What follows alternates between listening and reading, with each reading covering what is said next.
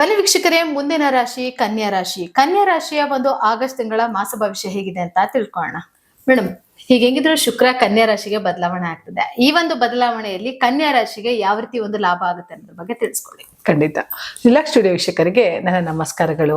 ಬನ್ನಿ, ಶುಕ್ರ ಕನ್ಯಾ ರಾಶಿಗೆ ಪ್ರವೇಶ ಆಗ್ತಾ ಇದ್ದಾನೆ ಆಗಸ್ಟ್ ತಿಂಗಳಲ್ಲಿ. ಹಾಗಾಗಿ ಕನ್ಯಾ ರಾಶಿಯವರಿಗೆ ಯಾವೆಲ್ಲ ಶುಭ ಫಲಗಳನ್ನ ಕೊಡ್ತಾರೆ ನೋಡ್ತಾ ಹೋಗೋಣ. ನೋಡಿ, ಕನ್ಯಾ ರಾಶಿಯವರಿಗೆ ಧನಸನಾಧಿಪತಿಯಾದಂತಹ ಶುಕ್ರ ಮತ್ತೆ ಭಾಗ್ಯಾಧಿಪತಿಯಾದಂತಹ ಶುಕ್ರ ಏನಾಗ್ತಾ ಇದೆ, ರಾಶಿ ಮೇಲೆನೆ ನೀಚ ಸ್ಥಾನದಲ್ಲಿದ್ದಾನೆ. ಆ ಭಾಗ್ಯಸ್ಥಾನಕ್ಕೆ ಬಂದು ರಾಶಿ ಸ್ಥಾನ ಧನಸನಾಧಿಪತಿಯಾಗಿ ರಾಶಿಯಲ್ಲಿ ನೀಚನ ಅಂದ್ರೆ ಖಂಡಿತ ಮನೆಗೆ ಸಂಬಂಧಪಟ್ಟಂತ ಏನಾದ್ರೂ ವಸ್ತುಗಳನ್ನ ಕೊಂಡ್ಕೊಳ್ಳೋದ್ರಲ್ಲಿ ಮಾಡೋದ್ರಲ್ಲಿ ಅಂದ್ರೆ ಇಟ್ಸ್ ಎ ಕನ್ಯಾ ರಾಶಿಯವ್ರು ಹೆಂಗೆ ಅಂತ ಅಂದ್ರೆ ಅನ್ಕೊಂಡಂತ ಕೆಲಸ ಕಾರ್ಯಗಳು ಯಾವಾಗ್ಲೂ ಮಾಡ್ತಾರೆ ಅಂತ ಹೇಳ್ತೀನಿ. ಪರ್ಫೆಕ್ಷನಿಸ್ಟ್ ಅವರು. ಪ್ಲಸ್ ಇನ್ನೊಂದೇನು ಅಂತ ಅಂದ್ರೆ ಕನ್ಯಾ ರಾಶಿಯವರು ಈಗ ಸ್ವಲ್ಪ ಹಣವನ್ನ ಎಲ್ಲೋ ಒಂದು ಕಡೆ ಸೆಗ್ರಿಗೇಟ್ ಎಲ್ಲ ಮಾಡ್ಕೋಬೇಕಾಗಿದೆ. ಅಂದ್ರೆ ಇಲ್ಲಿದಲ್ಲಿಗೆ ಅಲ್ಲಿದಿಲ್ಲಿಗೆ ಲೋನು, EMI ಮತ್ತೊಂದು ಪ್ಲಾನ್ಗಳು ನಡೀತಾನೆ ಇದೆ. ಇದ್ರ ಜೊತೆಗೆ ಏನೋ ಒಂದಷ್ಟು ಬ್ಯಾಲೆನ್ಸ್ ಗಳೆಲ್ಲ ತರಬೇಕಪ್ಪ ಈ ತಿಂಗಳು ಅಂತ ಅಂದ್ರೆ ಅದಕ್ಕೊಂದಷ್ಟು ಹಣ ಹೊಂದಿಸೋದು ಹೇಗೆ ಅನ್ನೋದು ಶ್ರಮದಲ್ಲಿ ಇರ್ತಾರೆ ಕನ್ಯಾ ರಾಶಿಯವರು. ಈ ಶ್ರಮ ಫಲ ಕೊಡ್ಬೇಕಾ? ಖಂಡಿತ ಕೊಡುತ್ತೆ. ಯಾಕೆಂದ್ರೆ ಕನ್ಯಾ ರಾಶಿಯಲ್ಲಿ ಶುಕ್ರ ನೀಚ ಸ್ಥಾನದಲ್ಲಿ ಇರೋದ್ರಿಂದ ನೀಚ ಫಲಗಳನ್ನ ಅವನು ಕೊಡ್ತಾನೆ ಅಂತ ಹೇಳ್ತಾರೆ. ಖಂಡಿತ ಇಲ್ಲ. ಶುಕ್ರನ ಫಲಗಳು ಹಂಗೆ ದುಡ್ಡೇ. ಆಮೇಲೆ ಇನ್ನೊಂದೇನು ಅಂತ ಅಂದ್ರೆ ಈ ಡಬ್ಬದಲ್ಲಿ ಹಾಕ್ದಾಗ ಚಿಲ್ಲರೆ ಸೌಂಡ್ ಜಾಸ್ತಿ ಮಾಡುತ್ತೆ. ಹೌದು, ನೋಟ್ ಸೌಂಡ್ ಮಾಡಲ್ಲ. ಹೌದು. ಅದಕ್ಕೆ ಸ್ವಲ್ಪ ಅದಿರುತ್ತೆ, ಆ ವೈಬ್ರೇಷನ್ ಜಾಸ್ತಿ ಇರುತ್ತೆ ಕನ್ಯಾ ರಾಶಿಯವ್ರಿಗೆ. ಏನು ಅಂತ ಅಂದ್ರೆ ಎಲ್ಲೆಲ್ಲಿ ಕೂಡಿಟ್ಟಂತ ಹಣಗಳಿದೆಯಲ್ಲ, ಒಂದಷ್ಟು ಕೂಡಿಟ್ಟಿದ್ದಾರೆ ಕನ್ಯಾ ರಾಶಿಯವರು, ಇಲ್ಲ ಒಂದ್ ಕಡೆ ಒಂದಷ್ಟು ಇಷ್ಟು ಅಂತ ಹೇಳಿ. ಈಗ ಅವ್ರ ಉದ್ದೇಶ ಏನಿದೆ ಅಂತ ಅಂದ್ರೆ ಎಲ್ಲಿ ಕೂಡಿಟ್ಟಿರೋ ಹಣಗಳನ್ನೆಲ್ಲ ತೆಗೆದು ಜೋಡಿಸ್ಕೊಂಡು ತನಗೆ ಬೇಕಾದಂತಹ ವಸ್ತುಗಳನ್ನ ಕೊಂಡುಕೊಳ್ಳೋದ್ರಲ್ಲಿ ಮಗ್ನರಾಗಿದ್ದಾರೆ. ಆಮೇಲೆ ಇನ್ನೊಂದು ಸ್ವಲ್ಪ ಕನ್ಫ್ಯೂಷನ್ ಮೈಂಡ್ ಅಲ್ಲಿ ಕನ್ಯಾ ರಾಶಿಯವರು ಈ ತಿಂಗಳಿರ್ತಾರೆ. ಏನು ಅಂತ ಅಂದ್ರೆ ತಗೊಳ್ಳೋ ಬೇಡವೋ, ಮುಂದೆ ತಗೊಳ್ಳೋಣ ಅಥವಾ ಸಮಯ ತಗೊಳ್ಳೋಣ ಅದಕ್ಕೆ ಅನ್ನೋದನ್ನು ಕೂಡ ಬಹಳಷ್ಟು ಯೋಚನೆ ಮಾಡ್ತಾ ಇರ್ತಾರೆ. ಆದ್ರೂ ಕೂಡ ಅವರಿಗೆ ಶುಭ ಫಲಗಳನ್ನೇ ಕೊಡ್ತಾ ಹೋಗುತ್ತೆ ಕನ್ಯಾ ರಾಶಿಯವರಿಗೆ. ಕನ್ಯಾ ರಾಶಿಯವರಿಗೆ ಧನಸನಾಧಿಪತಿ ರಾಶಿಯಲ್ಲಿ ನೀಚನಾಗಿದ್ರು ಕೂಡ ನೀಚ ಫಲಗಳನ್ನ ಖಂಡಿತ ಕೊಡೋದಿಲ್ಲ, ಅವ್ನು ಉಚ್ಚಸ್ಥ ಫಲಗಳನ್ನೇ ಕೊಡೋದು. ಓಕೆ. ಹಣ ಬೇಕು ಅಂದಾಗ ಹಣ ನಮ್ಗೆ ಹೇಗ್ ಬರುತ್ತೆ? ಸರಾಗವಾಗ ಅರ್ಧ ಬರುತ್ತಾ? ಇಲ್ಲ ಅಲ್ಲ. ಅದಕ್ಕೆ ಮಾರ್ಗಗಳನ್ನ ಮೊದ್ಲೇ ಮಾಡಿಟ್ಕೊಂಡಿರ್ತೀವಿ. ಮಾರ್ಗಗಳನ್ನ ಮಾಡ್ಕೊಂಡಾಗ ಅದು ಯಾವ ಮಾರ್ಗವನ್ನ ನಾವು ಹೋದ್ರೆ ಹಣ ತಗೊಂಡ್ ಬರ್ತೀವಿ ಅನ್ನೋದನ್ನ ಪ್ಲಾನ್ ಮಾಡಿರ್ತಾರೆ ಕನ್ಯಾ ರಾಶಿಯವರು.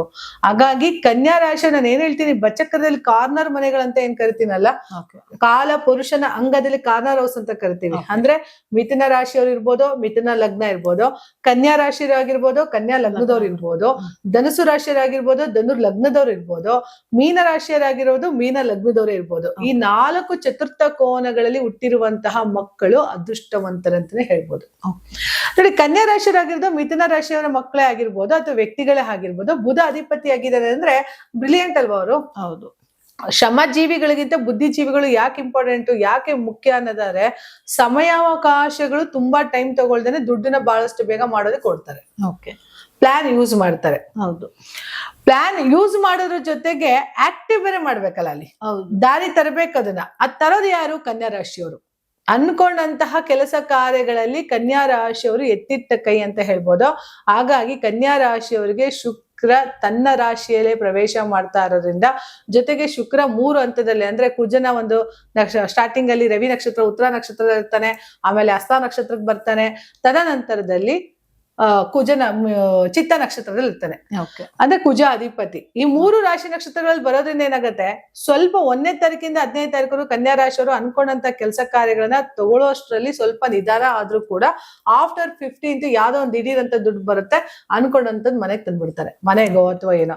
ಇನ್ನೊಂದು ಕನ್ಯಾ ರಾಶಿಯವ್ರ ಪ್ಲಾನ್ ಇದೆ ಏನು ಅಂತ ಅಂದ್ರೆ, ಎಲ್ಲ ಆಗೋಯ್ತಲ್ಲಪ್ಪ, ಏನಾರ ಬೇಕಲ್ಲ ಫ್ಯಾಮಿಲಿ ಜೊತೆ ಓಡಾಡಕ್ಕೆ, ಗಾಡಿ ಒಂದ್ ಏನಾರು ತಗೊಂಡ್ರೆ ಚೆನ್ನಾಗಿರುತ್ತೇನೋ, ಈ ಒಂದು ಮಕ್ಕಳ ಒಂದು ಪ್ರಯಾಣ ಮಾಡೋಕಿರ್ಬೋದು, ಅನ್ಕೊಂಡಂತಹ ಎಲ್ಲ ಕೆಲಸಗಳು ಆಗ್ತಾ ಇದೆ. ಮುಂದೆ ಅವ್ರದ್ದೊಂದು ಪ್ಲಾನ್ ಬರ್ತದೆ ಹೆಂಗೆ ಅಂತಂದ್ರೆ, ನೆಕ್ಸ್ಟ್ ಏನಾದ್ರು ಸ್ವಲ್ಪ ಎಲ್ಲ ಕ್ಲಿಯರ್ ಆದ್ಮೇಲೆ ಒಂದು 4 ವೀಲರ್ ತಗೋಣ, ನಾವು ಓಡಾಡಕ್ಕೆ ಎಲ್ಲಾರು ಒಂದು ಸೆಕೆಂಡ್ ಹ್ಯಾಂಡ್ ಕಾರ್ ತಗೋಣ ಅನ್ನೋದನ್ನ ಕನ್ಯಾ ರಾಶಿಯವರು ಪ್ಲಾನ್ ಮಾಡ್ತಾರೆ. ಪ್ಲಾನ್ ಮಾಡಿ ಎಕ್ಸಿಕ್ಯೂಟ್ ಮಾಡೋದ್ರಲ್ಲಿ ನಂಬರ್ 1 ಕನ್ಯಾ ರಾಶಿಯವರು ಅಂತ ಯಾಕೆ ಹೇಳ್ತೀನಿ ಅಂತ ಅಂದ್ರೆ, ಅವರಿಗೆ ಬುಧ ಬಂದು 10ನೇ ಮನೆ ಅಧಿಪತಿ ಆಗ್ತಾನೆ. ಬುಧ 10ನೇನಾಗಿದ್ದಾನೆ, ಉದ್ಯೋಗ ಸ್ಥಾನ ಅಂತ ಕರಿತೀವಿ. ಸೊ ಆ 10ನೇ ಮನೆಯಲ್ಲಿ ಬುಧನು ಕೂಡ ಅವರಿಗೆ ಲಗ್ನ ರಾಶಾಧಿಪತಿಯನ್ನು ಬುಧ ಆಗಿರ್ತಾನೆ, 10ನೇ ಮನೆಗೂ ಅವನೇ ಬುಧಾಧಿಪತಿ ಆಗ್ತಾನೆ. ಎಕ್ಸಿಕ್ಯೂಟ್ ಮಾಡೋದ್ರಲ್ಲಿ ಎತ್ತಿ ಕೈ ಕನ್ಯಾ ರಾಶಿಯವರು. ಜೊತೆಗೆ ಕನ್ಯಾ ರಾಶಿಯವರಿಗೆ ಶುಕ್ರ ತನ್ನ ರಾಶಿಯಲ್ಲಿ ಪ್ರವೇಶ ಮಾಡ್ತಾರಿಂದ ಅಂದುಕೊಂಡಂತಹ ಎಲ್ಲಾ ಕೆಲಸ ಕಾರ್ಯಗಳಲ್ಲೂ ಉತ್ತಮ ಸಾಧನೆ, ಉತ್ತಮ ಫಲಗಳನ್ನ ಮಾಡೋದ್ರಲ್ಲಿ ಕನ್ಯಾ ರಾಶಿಯವರು ಎತ್ತಿದ ಕೈ. ಜೊತೆಗೆ ಬುಧ ಬೇರೆ ಲಾಭ ಸ್ಥಾನದಲ್ಲಿದ್ದಾನೆ, ಗುರು ಕೂಡ ಲಾಭ ಸ್ಥಾನದಲ್ಲಿದ್ದಾನೆ. ಗುರು ಕೂಡ ಲಾಭ ಸ್ಥಾನದಲ್ಲಿ ಇದ್ದಾಗ ಏನಾಗುತ್ತೆ, 4th ಹೌಸ್, 7th ಹೌಸ್ 11ರಲ್ಲಿದ್ದಾನೆ. ಯಥೇಚ್ಛವಾಗಿ ಸಂಗಾತಿಗೆ ಕೆಲಸದ ಮೇಲೆ ಕೆಲಸ ಬಂದು ಹಣ ಎಲ್ಲೋ ಒಂದು ಕಡೆ ಸಾಲ ಮಾಡೋದಕ್ಕೂ ದುಡ್ಡು ಬರೋದಕ್ಕೂ ತೀರ್ಸಕ್ಕೂ ಒಂದು ಅವಕಾಶ ಅಲ್ವಾ. ಕನ್ಯಾ ರಾಶಿಯವರು ಮೋಸ್ಟ್ ಹ್ಯಾಪಿಯೆಸ್ಟ್ ಆಗಿರ್ತಾರೆ. ಯಾಕಂದ್ರೆ ಗುರು ಚತುರ್ಥ ಸ್ಥಾನಾಧಿಪತಿ ಲಾಭದಲ್ಲಿ ಕುಳಿತಿದ್ದಾನೆ. ಸುಖ ಸಂತೋಷವನ್ನ ನೋಡೋದ್ರಲ್ಲಿ ಕನ್ಯಾ ರಾಶಿಯವರು 1 ವರ್ಷಗಳ ಕಾಲ ಉತ್ತಮ ಫಲವನ್ನ ಅನುಭವಿಸ್ತಾರೆ. ಯಾಕೆ ಅಂತಂದ್ರೆ ಗುರು ಕಟಕ ರಾಶಿಯಲ್ಲಿ ಇರೋದ್ರಿಂದ ಉತ್ತಮ ಫಲಾನುಫಲಗಳನ್ನು ಕೂಡ ಪಡಿತಾ ಹೋಗ್ತಾರೆ. ಜೊತೆಗೆ ಶುಕ್ರನ ಒಂದು ಸಂಭೂತವಾಗೂ ಕೂಡ ಅನ್ಕೊಂಡಂತಹ ಕೆಲಸಗಳಲ್ಲಿ ಸಾಧನೆಯನ್ನ ಮಾಡಿ ಮುಗಿಸುವಂತರು ಕನ್ಯಾ ರಾಶಿಯವರಾಗಿರೋದ್ರಿಂದ ಆದಷ್ಟು ಸಂತೋಷದ ಕ್ಷಣಗಳನ್ನ ಕಳೆಯುವಂತಹ ಒಂದು ಸಮಯ ಕನ್ಯಾ ರಾಶಿಯವರಿಂದ ಖಂಡಿತ ಎಂಜಾಯ್ ಮಾಡಿ ಒಳ್ಳೇದಾಗ್ಲಿ ಅಂತ ಹೇಳ್ತಾ ನನ್ನ ಮಾತನ್ನ ಮುಗಿಸ್ತಾ ಇದ್ದೀನಿ. ಧನ್ಯವಾದಗಳು. ನೋಡಿದ್ರಲ್ಲ ವೀಕ್ಷಕರೇ, ಈ ಒಂದು ಕನ್ಯಾ ರಾಶಿಯ ಆಗಸ್ಟ್ ತಿಂಗಳ ಮಾಸ ಭವಿಷ್ಯ ಹೇಗಿತ್ತು ಅಂತ. ಹಾಗಿದ್ರೆ ಬನ್ನಿ ಮುಂದಿನ ರಾಶಿ ಬಗ್ಗೆ